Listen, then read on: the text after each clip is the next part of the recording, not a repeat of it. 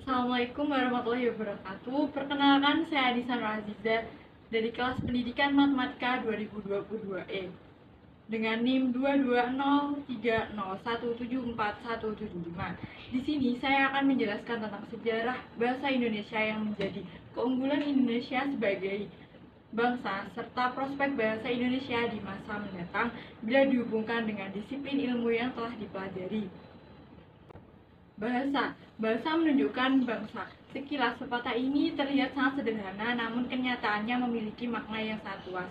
Bahasa dalam bentuk tuturan atau ucapan sering menjadi petunjuk utama dalam mengidentifikasikan seseorang. Melalui bahasa, seluruh aspek kehidupan manusia, baik secara personal maupun komunal, dapat dibaca.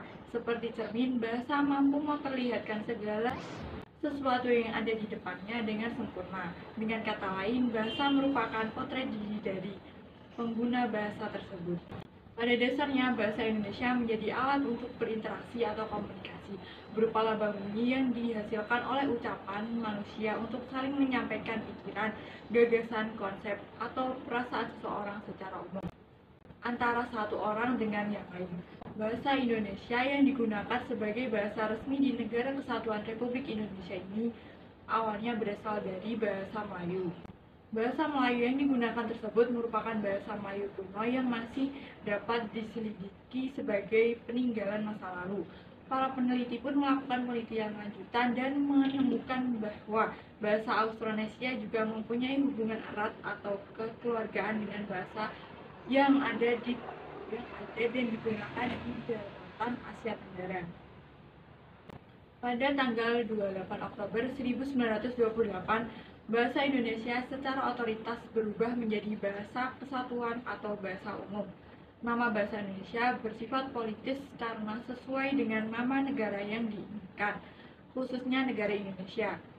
Sifat politis tersebut mengingatkan bahwa masyarakat Indonesia memiliki jiwa yang bersama dalam perjuangkan kemerdekaan sehingga merasa lebih terikat dalam satu ikatan, satu tanah air, satu bangsa, dan satu bahasa. Persatuan dan kepercayaan negara Indonesia disumpah melalui butir-butir yang menyertai janji para pemuda dan tertuang di dalam Sumpah Pemuda. Sumpah Pemuda menunjukkan bahwa bahasa Indonesia adalah bahasa yang digunakan seluruh masyarakat Indonesia tanpa terkecuali.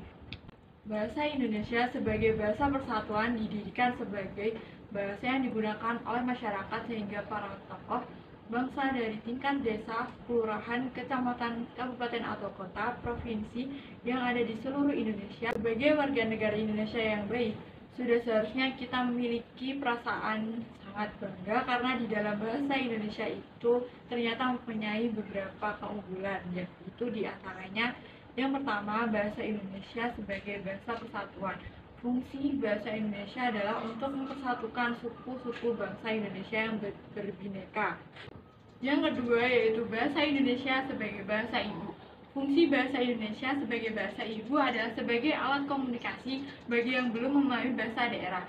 Setiap orang tidak selalu memahami bahasa daerah masing-masing, tetapi juga kita harus bisa memahami bahasa daerah lainnya. Karena sebagian warga negara Indonesia melakukan mobilisasi sehingga akan terjadi interaksi antara suku-suku daerah satu dengan suku daerah lainnya. Yang ketiga yaitu bahasa Indonesia sebagai bahasa yang baik, sopan, dan sesuai kaidah. Bagi warga negara Indonesia, khususnya orang yang sedang mengalami kesulitan menggunakan bahasa daerah yang umumnya memiliki strata kesopanan yang kompleks. Dengan menggunakan bahasa Indonesia, maka orang yang mengalami kesulitan tersebut akan terhindar dari penilaian negatif masyarakat akibat ketidakmampuannya dalam mengaplikasikan bahasa daerah sesuai dengan kaidah yang berlaku. Yang keempat yaitu bahasa Indonesia sebagai pelatihan kepekaan dalam berbahasa.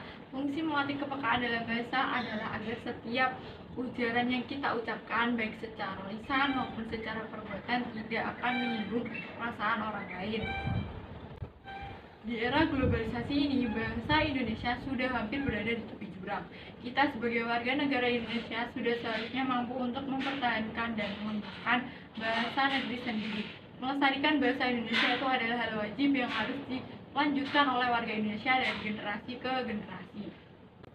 Terdapat banyak langkah-langkah kecil yang dapat kita lakukan untuk melestarikan bahasa pemersatu bangsa ini.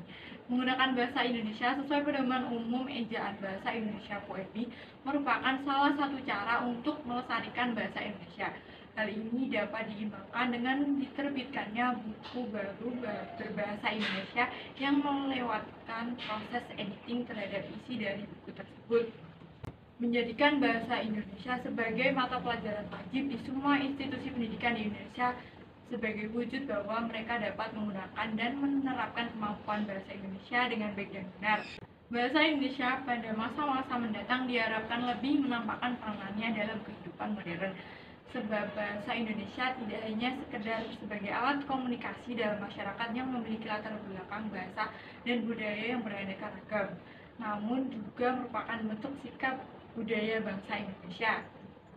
Hal ini dapat terwujud apabila pembinaan dan pengembangan bahasa Indonesia berjalan dengan sebaik-baiknya dengan memanfaatkan setiap peluang yang ada, seperti dukungan dari pemerintah dan berbagai pihak lainnya dalam berbagai bentuk. Sekian penjelasan yang dapat saya sampaikan. Terima kasih. Wassalamualaikum warahmatullahi wabarakatuh.